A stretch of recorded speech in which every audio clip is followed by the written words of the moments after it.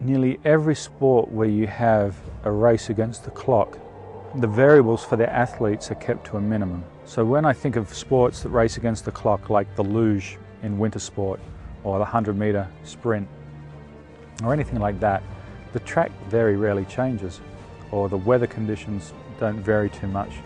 So here you have a sport where you're racing against the clock, but then everything else is working against you as well. A downhill race poses a tricky proposition for those who choose to play. Downhill is the Formula One of cycling. You machine and pause against the clock. It's not like you constantly hear it ticking in the mind, but every little mistake, every pedal stroke, every route that you hit, every tree, rock, whatever it is, it all equates to that time at the end of the day. So then it just comes down to your mind. It takes a special mind to play the game. Only the quick-witted excel. To win a World Cup, you need to be dead fit and you need to be a bloody good rider, like, technically, but also you have to be mentally really strong. In this game, I'd say mental aspect is where the races are won and lost. Your mind's so hard to train. It's so hard to get your mind into that place. A group of riders traversing across the globe, fighting the clock, all in the vice of a collective addiction.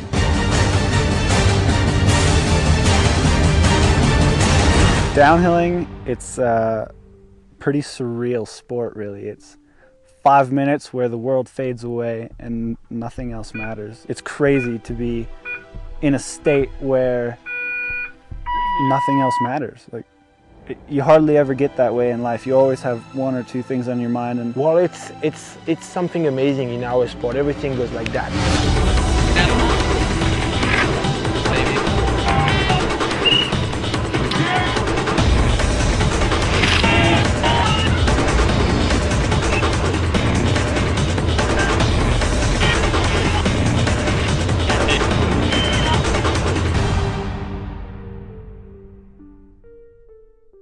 I was one of those kids at school that never knew what I wanted to do when I was older, and riding just kind of given me a massive focus and a massive direction. And a bicycle takes me back. It was freedom. It was the first chance you could be an independent person, it felt like.